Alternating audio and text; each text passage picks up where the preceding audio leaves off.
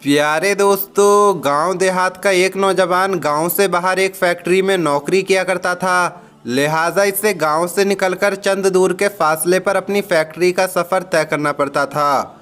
और ये नौजवान किसी भी गाड़ी या सवारी का सहारा नहीं लेता था, बल्कि रोज़ाना पैदल ही अपने काम पर जाया करता था। और इसका ये कहना था कि रोज़ाना पैदल जाने से मेरी वर्जिश भी हो जाती है और मैं अपने आप को फिट महसूस करता हूँ। अब क्योंकि इसका गुज़र गांव के खेतों और हरियाली से होता था, तो ये खुद को इंतहाई ताज़ा महसूस करता था। गांव से बाहर जाने पर एक कब्रिस्तान भी मौजूद था, इसलिए ये रोज़ वहां से गुज़रते हुए कब्र वालों को सलाम करता था और उनके लिए दुआ भी करता था। लेकिन दोस्तों, पिछले तकरीबन 3 दिन से इसके सामने एक अजीबोगरीब वाक़या पेश आ रहा था और इसे समझ नहीं आ रहा था कि इस मामले की क्या वजह है। वो ये सोच रहा था कि मुझे यहाँ से गुज़रते हुए तकरीबन 10 साल हो गए हैं, लेकिन आज तक तो ऐसा कभी नहीं हुआ। असल में दोस्तों, पिछले 2 या 3 दिन से उसके साथ कुछ ऐसा हो रहा था कि जब भी वो कब्रिस्तान के बाहर से गुज़रता था तो उसको कब्रिस्तान के अंदर से कुत्तों के भौंकने की तेज़ तेज़ आवाज़ें आया करती थीं। वो बड़ा परेशान था कि आखिर कब्रिस्तान में कुत्ते कहाँ से आ गए और इतनी ज़ोर ज़ोर से कुत्ते कब्रिस्तान में क्यों भौंक रहे हैं, क्योंकि कब्रिस्तान को तो वैसे भी खामोशी का शहर कहा जाता है। और फिर इस खामोश शहर के अंदर ये कुत्ते इतने ज़्यादा ज़ोर ज़ोर से क्यों बोल रहे हैं। इसकी परेशानी दिन ब दिन बढ़ती ही जा रही थी और अब 3 दिन गुजर चुके थे। आखिरकार इस नौजवान ने ये फैसला किया कि आज वो कब्रिस्तान में दाखिल होगा कि आखिर किस जगह पर खड़े होकर ये कुत्ते भौंक रहे हैं, और वो ये देखेगा कि अंदर क्या माजरा है। दोस्तों, अगले दिन जब वो कब्रिस्तान से गुज़र रहा था तो कुत्तों के भौंकने की आवाज़ें फिर से आने लगीं। जैसे ही वो शख्स कब्रिस्तान में दाखिल हुआ तो उसने देखा कि 4 दिन पहले जिसकी मौत हो गई थी उसकी कब्र पर खड़े होकर कुत्तों का एक गिरोह अजीब तरह से आवाज़ें निकाल रहा था। वो बहुत परेशान हुआ और कहने लगा कि अभी 4 दिन पहले तो ही ये कब्र तैयार हुई है, तो ऐसा क्या मामला हुआ कि कुत्ते इसकी कब्र पर खड़े होकर भौंक रहे हैं। उसने जब ये देखा तो ये फैसला किया कि आज शाम को जाकर वो गांव के पंचायत में सबके सामने इस बात को बताएगा कि जो शख्स अभी 4 दिन पहले इस दुनिया से चला गया है उसकी कब्र पर पिछले 3 दिनों से कुत्ते भौंक रहे हैं। लिहाजा शाम को वो अपने काम से फारिग होकर वापस आता है और आकर तमाम हाल गांव वालों के सामने बयान कर देता है। इसके बाद दोस्तों, उस कब्र में क्या हुआ, उन लोगों ने जब कब्र को खोला तो उसके अंदर उन्हें क्या मिला, आगे हम आपको ज़रूर बताएंगे। लेकिन उससे पहले अगर आपने अभी तक हमारे YouTube चैनल को सब्सक्राइब नहीं किया है तो चैनल को सब्सक्राइब करके बेल आइकन ज़रूर दबा दें। अगर आपको ये वीडियो अच्छी लग रही है तो अभी इस वीडियो को लाइक भी कर दें।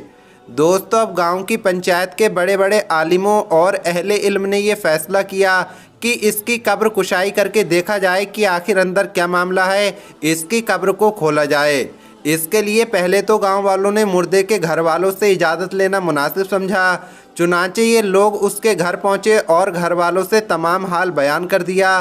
तो इस शख्स के भाई ने कहा कि अगर आप देखना चाहते हैं कि कब्र के अंदर क्या मामला है तो हमारी जानिब से इजाज़त है, आप कब्र खोल सकते हैं, लेकिन हम आपके साथ नहीं जाएंगे।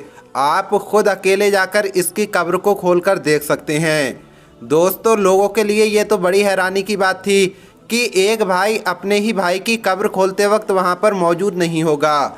लेकिन लोगों ने इस बात पर ज़्यादा गौर करने के बजाय ये सोचा कि पहले कब्र खोलकर देख लिया जाए कि अंदर क्या माजरा है। लिहाजा दोस्तों, इसके बाद घर वाले तो साथ में गए नहीं, लेकिन गांव से काफ़ी तादाद में लोग कब्रिस्तान में पहुंच चुके थे और कब्र खोलने का सामान भी वहां आ चुका था। और जब इस कब्र को खोलने का अमल शुरू किया गया तो वो कुत्ते जो पिछले कुछ दिनों से इसकी कब्र पर खड़े होकर अजीब तरह की आवाज़ें निकाल रहे थे, वो कुत्ते कब्र के आसपास मौजूद रहे, कब्र के आसपास मंडराते रहे और गांव वालों को देखते रहे। दोस्तों, जैसे ही कब्र को खोला गया तो एक खौफनाक मंजर सामने आया कि जिसने सबके होश उड़ा दिए, क्योंकि जैसे ही कब्र से मिट्टी हटाई और मिट्टी के नीचे से तख्ते हटाए गए तो देखा कि इस कब्र में मुर्दे को जानवर बुरी तरह से खा रहे हैं। ये मंजर देखकर लोगों की चीखें निकल गईं और वो फौरन उसकी कब्र को बंद करके घर की तरफ आने लगे, क्योंकि उस मुर्दे को जानवर इतनी बुरी तरह से खा रहे थे कि जो लोग वहाँ पर मौजूद थे उन पर कपकपी तारी हो गई और उन्होंने इसी में अपनी भलाई समझी कि इसकी कब्र से जितना दूर हो सके उतना दूर रहना चाहिए। लेकिन दोस्तों, अब सवाल ये उठता है कि आखिर इसका वो कौन सा गुनाह था जिसकी वजह से उसकी कब्र में इतना खौफनाक अजाब हो रहा था। दोस्तों, अब दोबारा गांव वाले इकट्ठा हुए और इस शख्स के घर दोबारा पहुंचे और पूछा कि तुम्हारे भाई ने आखिर ऐसा कौन सा गुनाह किया था जिसकी वजह से उस पर इतना सख्त अजाब नाजिल हुआ है कि मरने के सिर्फ 3 या 4 दिन के बाद उसको उसकी कब्र में जानवर इतनी बुरी तरह से खा रहे थे।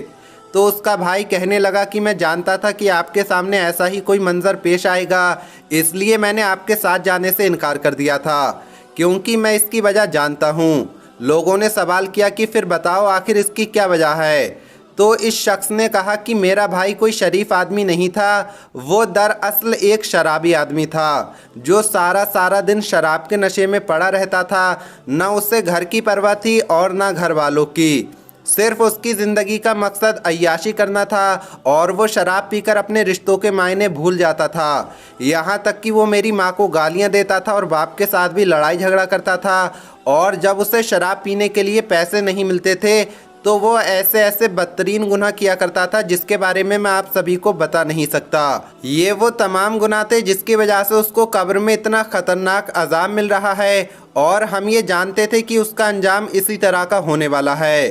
प्यारे दोस्तों, हम ये उम्मीद करते हैं कि आज के वाक़ये के बाद आपको ये अंदाज़ा हो चुका होगा कि ये शराब नशा कितनी बड़ी लानत है और क्यों दीन इस्लाम ने मुसलमान को इससे दूर रहने और पीने से मना किया है। दोस्तों, इस्लाम में शराब पीना या पिलाना बिल्कुल हराम है और बहुत बड़ा गुनाह है। एक मुसलमान को ऐसी चीज़ों से बहुत ज़्यादा दूर रहना चाहिए। अल्लाह पाक अमल करने की तौफीक अता फरमाए। आमीन अल्लाहुम्मा आमीन।